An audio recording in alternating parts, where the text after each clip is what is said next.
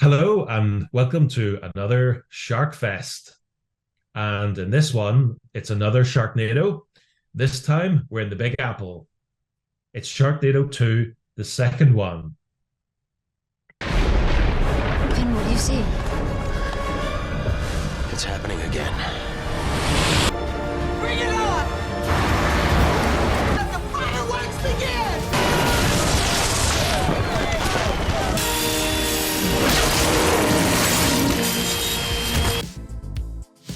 Coming up in this episode of Schmat, Sharkfest.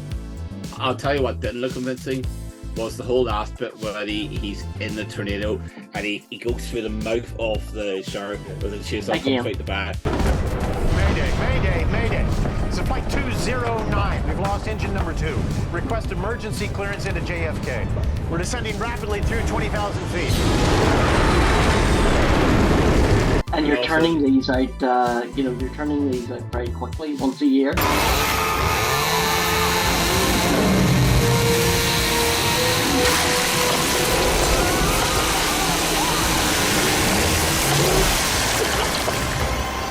Good luck.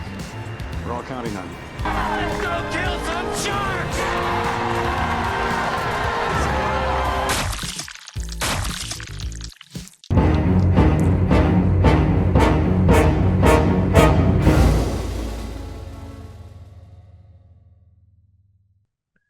Okay, so coming up on this episode of Schmat Sharkfest, we've got a look at the second Sharknado. And joining me on this journey is the regular co-host, Neil Stringer, and our special guest, Ian Lother. Hello there. Hello guys, it's Sharknado 2 and it's raining sharks, but don't worry, I brought an umbrella. Unfortunately, I don't have a chainsaw. I do have an ordinary saw, but I think it would not have the same effect. It's the same production team as the first Sharknado, and it's written by our old friend Thunder Levin and directed by Anthony C. Ferrante, who appears in the film as a guitar-playing singer. So speaking of cameos, this is the movie of cameos. Now, from what I understand, the rest of the movies have even more cameos. So we'll get into talking about those individual ones in a minute, but there's a massive, big supporting cast in this.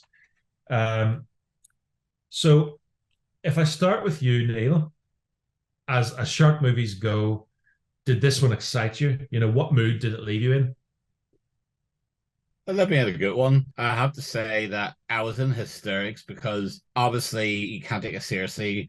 The number of actors who want to be in this film made it fun because it was fun spotting the cameos in this one. And we'll get to the cameos in a moment. But first, I want to ask Ian, you know, what mood did the film leave you in? Just entertained, just, stupid, fun entertainment all around. It doesn't do much more than what the first movie does, but as you said, with all the cameos, you're sort of you start looking for people to see who you can find. Yeah, it's just more of the same fun. Also, I feel like all the cameos actually make it feel like it's got more production value than the first one because obviously it's something that everyone wants to be in. So I think that alone, although it didn't cost that much more than the first one, with the number of cameos you see in this one, it feels like more money was spent on it, even though the CGI still looks cheesy compared to a major Hollywood production. Yeah. Now, speaking of cameos, the acting, as you say, it was much better in the sense that, first of all, there was a lot more extras. You could, in the first one, whenever something was happening and you look around in the scene, nobody's reacting to it. They're just going about their business, even though it's supposedly horrific thing. In this one, there was, hundreds of people following them around and running around like mad people. So it's more convincing from that point of view. And obviously, when you have the cameos like Judd Hirsch as the taxi driver, he was in it for a good portion. And, his character, he's got great comedy timing as well, but he's also got a bit of pathos there. So his character was helping them, and he saw Ian Ziering's character Finn as a hero, so he was willing to just let him travel around more or less for free. He didn't seem to take any money off him there. And the fact that obviously there's a reason for some of the cameos. Obviously, Judd Hirsch was best known for the comedy series Taxi, so obviously there's the fact that he's a taxi driver is more likely a nod to Judd Hirsch being in that show. Yeah, and the fact that that the characters popped up with lots of American viewers will notice the Today show people in it. The Al Roker and the now disgraced, shall we say, Matt Lauer, who was kind of Me Too'd at some point in the last couple of years. I don't know when, but he no longer hosts it, but he's there for eternity attacking a shark with a knife. So there was all the who's who of American TV in there. And obviously, sort of discussing there that when you have a film that takes off, people then want to be in it. Every celebrity wants to be a guest star in it. Seeming like a comedy show or a film series, people want to be in it. When Kenneth Branagh does his Agatha Christie's, they're all cameos. It's like the old movies. They used to do that as well. They'd have famous people come in and say a couple of lines. Ian, what did you think of the plot of this one? I mean, it's not a lot different than the first plot. Very similar, isn't it? Very similar. The only difference seems to be that, everybody seems to be aware of what a Sharknado is now. When you see the reports on television or the weather forecasts, it's got sharks on it. So nobody seems to be that shocked anymore. Yes, they had in the Today show, they had the little animated sharks going around, didn't they? It's like all of a sudden in the last year, it's gone from freak of nature to something happens almost every day. Yeah, it's a bit like in Doctor Who, whenever they had a few alien invasions, and for a while in the storylines in Doctor Who, people referenced it, whereas in times before, it only was in that one story, and then they kind of forgot about it. And I think in this one, they sort of up the ante because there's 3 Sharknados, all converging on the center of sort of New York City. And of course, they try and, defeat the Sharknados the same way as they did in the first movie. Doesn't really work, so that's where the movie, I suppose, changes. And can we just talk about the guy who's throwing chainsaws into the Sharknados?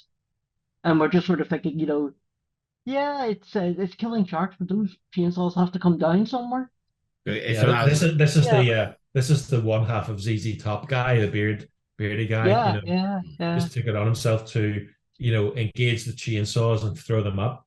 Now they did work. I thought it was hilarious. It did work. But yeah, you got to be out of the way for the come down of that.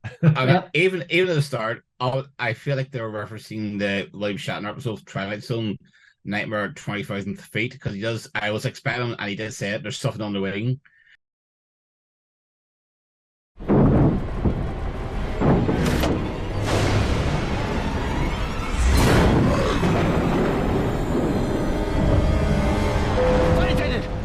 There's something on the wing!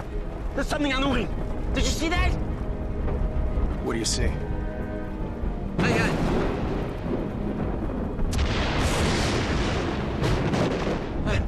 Mr. Shepherd, you need to relax. Really.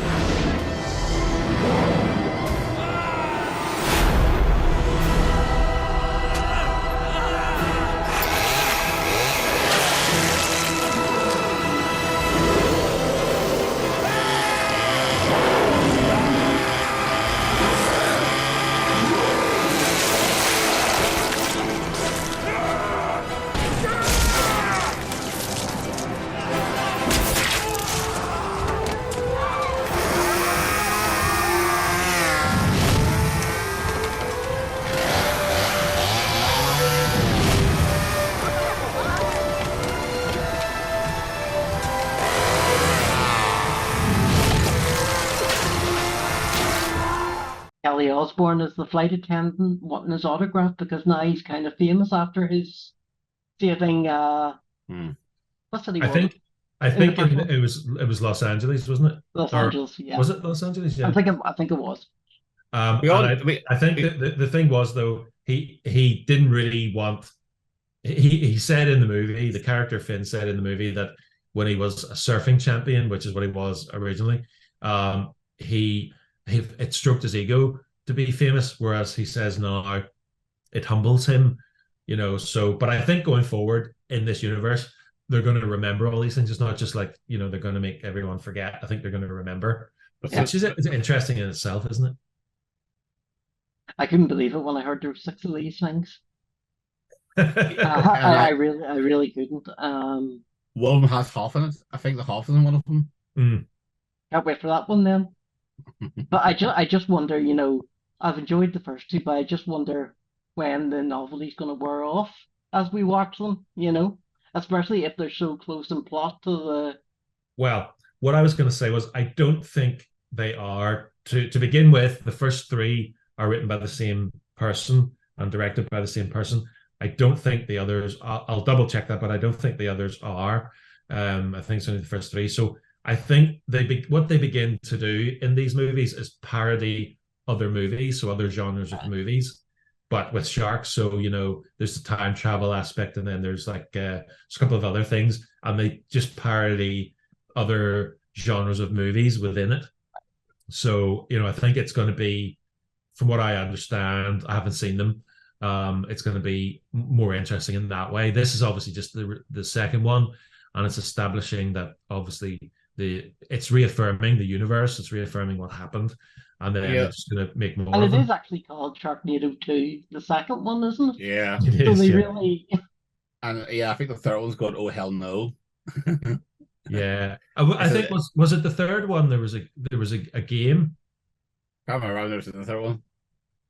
No, it was just in the research. There was definitely the third one I think was a comic. That's what it was, or a cartoon, something like that.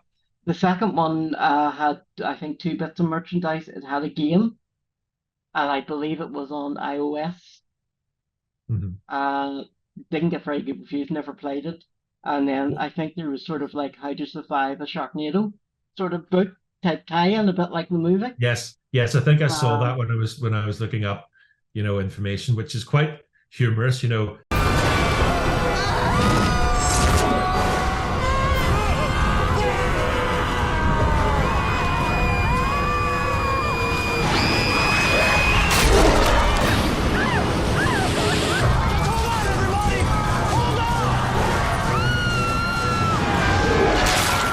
The thing you got to remember, or thing you got to admire about it, I suppose, is that they're leaning into the silliness of it. In fact, if you look at those people that cameoed, I mean, you see Will Wheaton in there, but he was sitting in the plane and he was screaming, and then he stuck his head out. People were queuing up to be chomped on by sharks in that film. I looked in the credits. It's just Will Wheaton as the dead passenger. Why do I feel someone would have done a meme saying "Shut up"? To have the shark say "Shut up, Wesley." I think kill. But I do think, even though the story was pretty similar to the first one, they were still reinforcing this family. In the first one, his son, I think, was in it. But, in this one, it's his nephew and his sister and people like that, and also high school. What would you say? Crush. Not sweetheart, but she had a crush on him, didn't she? Yeah, I was gonna say there's almost a bit of a love triangle, not quite, because he's only interested in getting back with his ex-wife, but she makes it very clear, she thinks they should have been together, So obviously she has to be the one who makes the sacrifice at the end. But it was interesting. Nobody even remembers her. It was interesting though. I think if we're going to talk about sort of fun, if you want to call it fun, humorous moments, is when he takes the hand out of the shark with a gun on it, but it also has a ring on the finger. It's just romantic. Very romantic. It's still coming! How is that possible? It keeps going, this building's gonna fill up like a fish tank. Except these goldfish have big teeth. I need a weapon.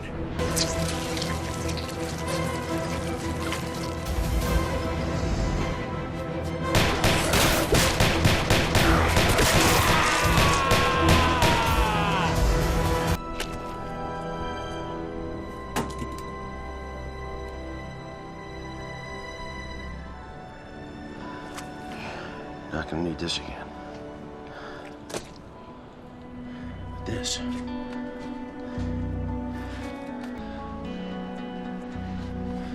Baby. Baby, will you marry me? Again.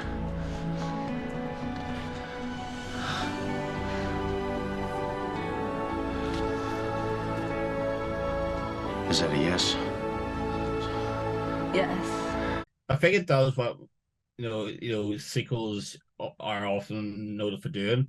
Whereas if you have a very small scale locale for the first one, the second one always tries to open it up. So obviously, we're trying to make it more not worldwide, but obviously by moving it to New York, you're kind of broadening the universe of Sharknado by taking it out of the location of the first one, which is something that sequels always do. Yeah, and I think the third one goes to Washington, I think, possibly. So they do seem to be having a tour and destroying US cities as they go along with it. Mm-hmm. Hi there, thanks for stopping by. If you haven't done so already, please subscribe to the channel because we're on a mission to get 1,000 subscribers. Helping us to do so will unlock features on the YouTube channel, including monetization.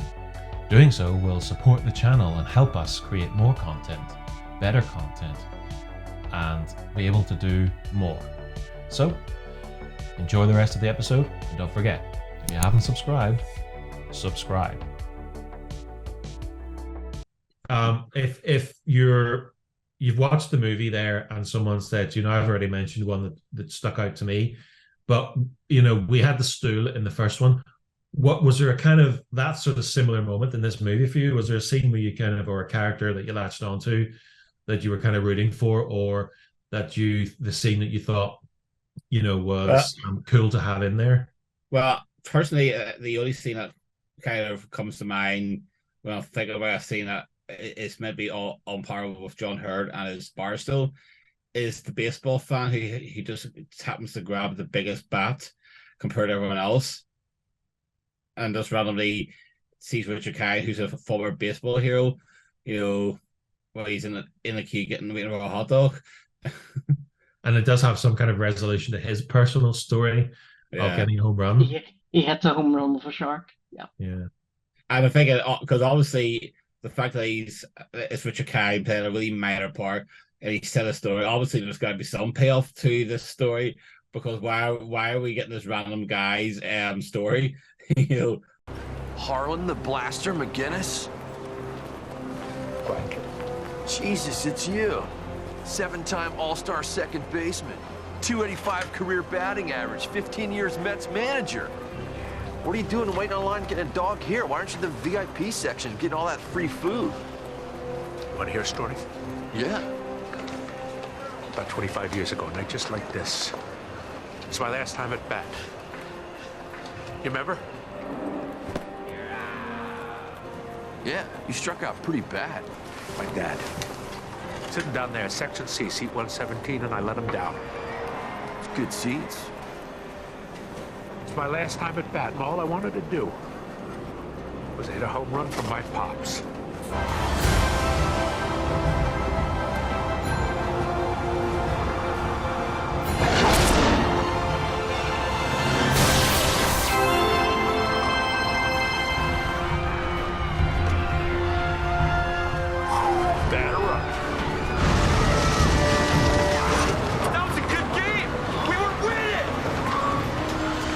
And I thought Judd Hirsch as well was a little bit like, that kind of character as well, where he didn't make it in the end. He helped them, but he tried to get across with the rope and he didn't make it. What about yourself, Ian? What were the again, that the guy that's launching the chainsaws into the tornado, I thought that was hilarious. It was only a few seconds, but yeah, I thought that was hilarious. And the the scene where Tara Reid, uh, she loses her hand early on in the movie, and by the end of the movie, she's got a what would you call it? Some sort of buzz. Mini circus saw, or Yeah, something. As a hand and just chopping sharks, and that was hilarious too. Like In Evil fact, Dead. when you were talking about, he gets the arm with the gun out, of the shark's mouth, and after he shoots the shark, he takes the ring off and proposes. I actually thought he was going to give her the arm and say, here's an arm for the one you lost. I thought that would have been hilarious. I did make the joke, would you have my hand in marriage, but Yes, exactly. that was probably a bit in poor taste. But I don't think there was anyone quite as good and random as the Barstool Man, per se. The fact that the Barstool Man was John Hurt, the dad from Home Alone, I think adds more fun. Yeah, there's definitely Judd Hirsch has good pedigree, but obviously they were trying to do that with him and with Richard Kind as well. And well, Judd Hirsch and Richard Kind did a bit of elevated a wee bit because these are pretty big names for this film, and I mean obviously as flawed as the film Independence Day was, and I do enjoy the first Independence Day for all its flaws. But but one of the things I always loved Judd Hirsch as Jeff Goldblum's dad in Independence Day.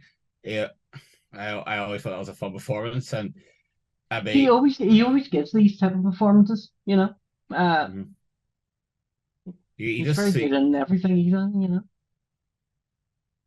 I was one of the actors I was always glad to see come back for Independence Day Resurgence, even though Independence Day Resurgence was pretty bad compared to the original Independence Day. People say that, but I'm not sure if it is much worse. But maybe we'll review those someday. Well, we've got Billy Ray Cyrus as Dr. Quint. I didn't recognize him at first, I have to say. No, I don't. I wouldn't know him from Adam, but if he sings, I would know him.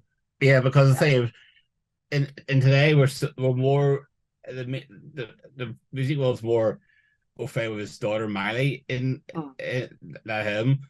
But that's one of the Jaws references in there. It's he's called Dr. Quint. There's a few of them in there actually. The Brody family. Yeah. His brother-in-law was called Martin Brody, which is that's the name of Roy Scheider's character from Jaws. Yep. Yeah. And the thing is, Jaws is always going to be the quintessential shark movie. The first Jaws is a thrilling, suspenseful movie, and obviously all these little shark movies are inspired by Jaws, but they're more ludicrous because that Jaws. And I do remember when Back to the Future was celebrating its 30th anniversary, which was in 2015 the day, and it was the day Marty and Doc arrived in 2015.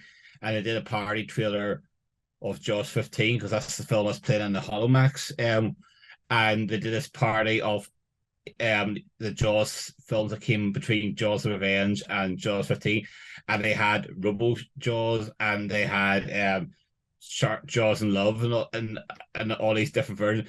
And it was kind of parodying the kind of genres we've had for films like Sharknado, Mega Shark. Yeah.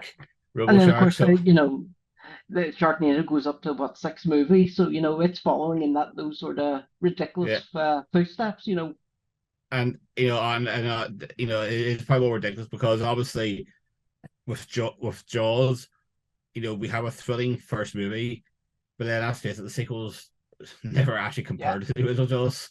Why these work is they're so ridiculous, they're fun, I feel sorry for anyone who maybe watches one of these thinking they're getting a Jaws movie, Just in regards to what we're doing, there are shark movies out there that are trying to be like Jaws, that they're not trying to be a parody. But obviously, for this channel, what we're doing in Shark, we're not going to watch those. It's not that sort of shark movie that we're going to cover. It's Yeah, I mean, there was Swamp Shark, which tried to be a bit more, I think, serious, and quite frankly, it was boring. I think Swamp Shark is one of those ones that the idea of it, a shark can't really survive in a swamp, in theory, which is a bit like the shark in Jaws of Revenge, where they come into shallow water. So from that viewpoint, you look at that and you think, oh, that could be interesting. Obviously, I try not to pick films that we've all seen. Sometimes it's inevitable one of us has seen them. So you don't know in advance how good or bad something's going to be. We have to run with it. But with that one, that was a more serious film, and I tried purposely to pick titles of films that are more ludicrous, because there's a whole different there'd be a whole kind of different strand of reviewing films. They're more based in the horror than these, although these are horror films in a way, they're just more parody. So I think just to clarify that with the viewer and the listener, that's why we haven't gone for those other movies. Certainly the first two Sharknado films, in my opinion, are better than Jaws of Revenge, just for the entertainment value. But because I think he said the problem with Jaws of Revenge was, for a short film, it is actually really boring. But, if it was the guys that make Sharknado, you could do a shark movie where, where the shark's out for revenge or has a voodoo curse or whatever, and you could make that fun. Well, wasn't Ghost Shark? Ghost Shark was kind of doing that, wasn't it? Yeah, it was. It was in a way, yeah. I think the thing with Ghost Shark is it looked at Swamp Shark, which is it's the same producers. It looked at Swamp Shark and said, "No, we missed the mark there. We should be doing this," and they veered towards what Sharknado was doing, because they're all commissioned by Sci-Fi, so they're all shown on that channel, and that's where. And I must add, it isn't just shark films that Sci-Fi are doing. There's other similar sort of disaster movie type thing, films that are being commissioned that are in the same vein as Sharknado, but featuring, like, say, a volcano. Almost, yeah. Also, some of them feature like other natural disasters with ridiculous protagonists. What makes me think about another thing is the Aaron Allen disaster movies of the 70s. He always got every A-list actor contracted to be in these movies, in those disaster movies. The another link to it was obviously the pilot at the start of the film was Robert Hayes, who played Ted Stryker in Airplane. Yes, as well. So obviously they obviously had the references in there, because he was talking about, did you have the chicken or the fish? And that's the one thing I did sort of appreciate about this movie, is with the cameos and guest appearances, they did try and fit them in with a role that they previously played. Yeah. In some way, which is fun, Practically everyone that was in it got killed. Like Kelly Osbourne, she got her head chomped off and on the plane, and people like that, and you could tell they were just loving it. They were like, get me in this movie so I can be chopped. And her head wasn't bit off by her dad. No, it wasn't. The infamous Ozzy Osbourne biting the head off a bat. Yeah. This is Captain Bob Wilson. We'll be starting our descent into New York shortly. I just want to say thank you for flying Santa Mira Airlines. It's a perfect way to fly. What did you have? I had the chicken. Chicken? I was going to try the fish, but that chicken looked good. Always chicken on a plane. What was it we had for dinner tonight? Well, we had a choice, steak, fish. Yes, I remember. I had lasagna. Good luck. We're all counting on you. Thank you.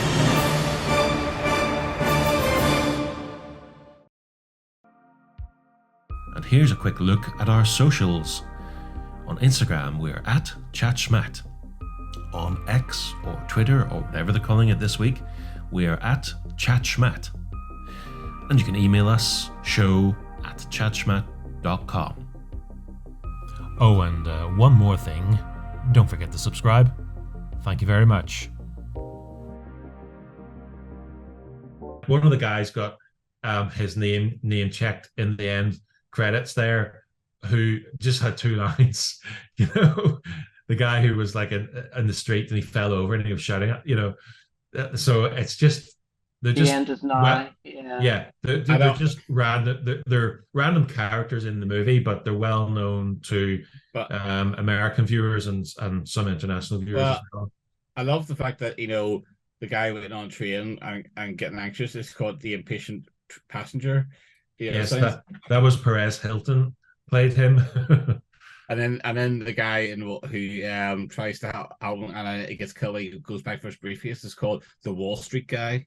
That's it. Yeah. He gets a big, giant, fat shark just pumped right down on him. Yeah, it was a loan shark. But actually, there's an American show. In the UK, we call it Dragon's Den, but in America, they call it Shark Tank.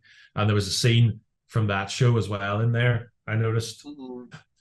It's hard to know really because they were only a year apart, these films. So, but the actual realization of the sharks look pretty similar. You can obviously tell that they spent more time and effort in this version. But I suppose the rain effects and everything in the building when they were at the top of the building trying to wire it up and everything, that looked convincing, you know, and the rising water and everything looked very convincing. But there were some scenes where it just looked, ropey, wasn't it? I'll tell you what didn't look convincing was the whole last bit where he's in the tornado and he goes through the mouth of the shark with the chase on comes out the back again. But you know, it's really badly composite, you know, it's flying around like the house in the Wizard of Oz, you know. I would argue the house in the Wizard of Oz looked more convincing than that. Yeah, it did. And that's from 1939. Yeah.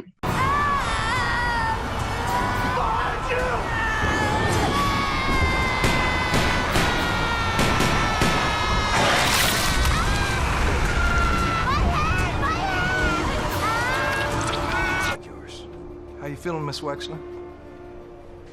It hurts.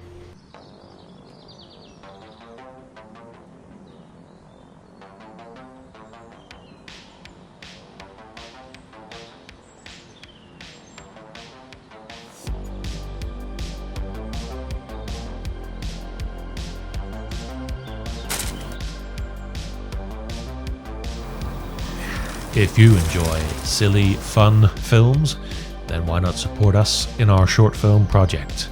We're making a comedy shot entirely on Super 8. You can support us through Buy Me a Coffee, but to get directly to our Buy Me a Coffee link and to find out more information about the actual film and to receive updates, go to super8portals.com and check the website for regular updates on our progress on the film. Now it's back to the podcast. It's a kind of a balance, isn't it? Because if the effects are too awful, people don't want to watch. But if they're too good, then it takes it's not as fun. It doesn't draw attention to that aspect of a cheesy movie.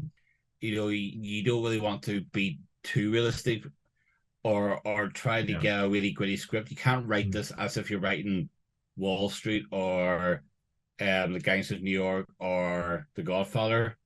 Or even some other kind of horror film where there's a creature, you know, that's in the horror film, because you know, it takes away from the action movie side of it. You know, if you like, even some of the Chuck Norris movies, you know, that we watch, you know, those 80s sort of Jean-Claude Van Damme, Chuck Norris, you know, those movies have, if they were too real, you know, it would take you out of it. Obviously, there's a certain reality within them, but they're a delicate balance too. When you go in to watch a Chuck Norris movie and he's doing a Marlon Brando, you kind of get thrown off. You know what I mean? So there has to be a certain expectation, doesn't there, with the visuals and everything? But I do think in some of the scenes, the stuff looked convincing, and in others, as you say, it was very noticeable. Interesting. Let's say if Marlon Brando was still alive when Sharknado was done, could you picture Marlon Brando in a Sharknado film? I would say if they paid him enough money, he'd do it. Yeah, it'd be a lot. It'll have a big budget production to get Marlon Brando to do it. Marlon Brando would play one of the sharks, wouldn't he? So obviously, this is a TV movie, so it's not a box office thing. It was never. The first one was shown in selected screens. It wasn't a worldwide release or anything like that. But as far as I can tell, this one wasn't. It was just on TV. And I'm just reading the information here. It premiered on the 30th of July, 2014. This is the American date, as far as I know. And it was the highest premiering film on the Sci-Fi Channel. Obviously, this is made by Sci-Fi Films and The Asylum, who make all these types of films. And it was a budget of 1.5 to 2 million.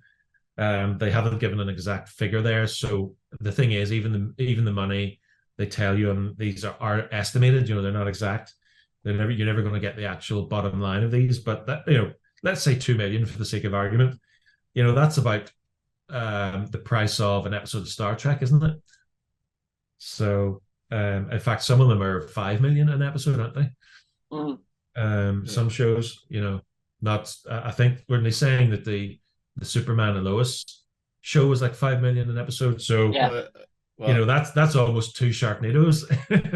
Well, the thing is, I don't forget, probably not so much in 2014, but especially in the 90s, 2 million an episode was an expressive TV show at the time. Yeah. And I think, if you think about it, though, from Sci-Fi's point of view, that works out well because if they were investing a whole series, that would be per episode, but they're only doing that once a year. So the popularity of that and the money they make off, the advertising and the merchandise, I think it peaked at say 3 or 4, and then it didn't do as well after that in terms of all that stuff. But I think if you're a broadcaster and you're providing content, that's not a bad return. Relatively speaking, that's cheap to do. And if that, no wonder the Asylum, more or less had a contract with them because they made other similar movies with similar type of effects, nothing to do with sharks. So you can see why they did that, because it's more like commissioning a whole TV show. And you're turning these out, you're turning these out very quickly, once a year. I think that was as enjoyable as the first one. I think it had some very cheesy / enjoyable moments that you want in that sort of movie. It had some great characters. The cameos, as we've already said, really helped, with the so many different characters in there played by really good actors. Now, some of them I was more familiar with than others. And some of them I didn't recognize, even though I knew who they were, I didn't recognize them. But if the movies continue like this, which I believe they do, and I believe that they shift from this, tie into the first movie onto sort of parodying other movies, as we've said before. Now I haven't watched them, so I can't talk to me when we've done that. But from what I can see, I don't have any complaints. It gave me exactly what I was looking for in a dumb shark movie. And I would say to you watching this, if you've seen the movie, you'll know exactly what we're talking about. And, I know some people do come and watch these podcasts and listen to them who've seen the movie that we have. And you're thinking to yourself, did they like this movie? Did they think the same thing as me? Because I know that's what I do. And I know some people have said that to me. So if you've seen it, you'll know exactly what we're talking about. If you haven't seen it, I would urge you to, if you like crap movies, go and watch these. These are the ones that won't want you to make you want to tear your hair out. They won't, make you want to kill the people that made you watch it. You want to go and watch the next one. And I always judge a film by that. I always judge a film by has it got a rewatchability value? And I certainly think these films do. It's one of those films that, as I say, I can recommend to people. They'll enjoy it, they'll watch it, and if a year down the line you're bored, you might stick it on but it's one of those films, probably not by yourself. You probably watch it with some mates and a drink or something. But I'm interested to know, not just obviously that's what I think, but Neil, what are your thoughts on that? What's your conclusion to your viewing experience of that? Well, as I said, I don't think a film can make you become a serial killer. That's what popped in my head there when you're doing the conclusion, because you talk about turn your hair out and not make you go crazy. And I'm maybe thinking, is it possible for a film to make you become a serial killer? No, I know in Ian's case it probably was a vampire motorcycle, but I digress. It's basically, this film doesn't do that. There, if you are going into a Sharknado movie thinking you're going to get War and Peace, I don't think you're on the same wavelength as the rest of us. Just expect something dumb, some really cheesy effects, some over the top acting. I mean, obviously, another thing I liked in the film was the high most of a hero become, even the mayor of New York, when he goes, and here's the chainsaw, and you'll see the inspirational speech to rally the troops, so to speak. It's ripping on a cliche that's often done in these kind of movies. So it's, a harmless film. It's silly. It's got some great cameos to go, oh, it's him, it's that guy, it's that girl, it's that, there's a lot of that there. And sometimes even that's funny. Sometimes I was going, wow, they were able to get Robert Hayes to do this one. So yeah, so obviously it does have a rewatchability factor. I mean, I would gladly watch this one again. What about you, Ian? What are your sort of final thoughts on it? Cheesy action, cheesy dialogue, just fun. Yes, please. I want to watch more. And it had thoughtful cameos. It wasn't just put these guys in here. It was okay, we'll put them in here, but can we put a call back into something they've done? So I thought they actually put a bit of thought into it. So yes, please. I can't wait to see the third one. Well, I tell you what, that's progress in itself, isn't it? And we'll be doing them all, including the two Lavantula movies. And if they make another one in the time that it takes us to review them all. Oh, by the way, that they're called back to their old shows. Does that, I don't know how really much, but does that mean that David Hasselhoff will either be playing a guy with a talking car or a lifeguard who moonlights as a private detective, paranormal investigator? I think it's both. I think it's both. He drives the car underwater. Well, that's the end of another one. I mean, we're there already. We're at the end, and I just want to thank everyone for joining us again. And we are keen to hear from you. So, like we said throughout the episode, if you want to leave comments, we do read them. So we'll be looking out for those. And the email again, show@chatschmat.com. But from me, until the next shark movie, I'll see you then. Bye. It's goodbye for me as well, and I'll see you next time for another film for us to look over. That was another fun film, guys. Thanks for having me, and hopefully we'll be back soon for another one.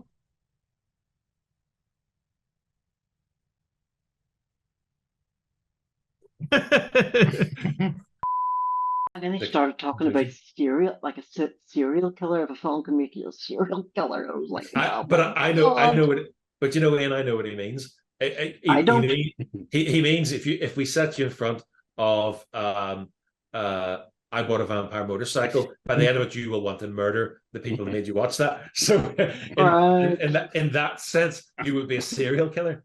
Not the content of the film, but the fact that you're forced to watch a movie that made you go mad. Right. Isn't that what you're talking about now? Yeah, that's what I was talking about. Is a film can a film be so bad? You made me think about when you were just doing your conclusion. Can a film be so bad that it drive you to kill? Yeah. So can we put subtitles on this then? We can do what, sorry? Can we put subtitles on this so we know what Neil's talking about? If you think I'll watch it back in the edit, and if it's necessary, I'll just dub Neil. Let's go. I am saying this. And this is me doing an impression of Neil. I'll see you next time when we'll be reviewing a film and stuff. How do you man again? If you want to, Sorry, yeah. I need to do mine again because I was choking up when I was saying all that crap. That was another fun evening, guys. Thanks for having me. I can't wait for Sharknado 3. Oh, hell no. Oh, hell we are. It's an oh hell yes. Oh, yes. Bye, everybody. Bye. Bye.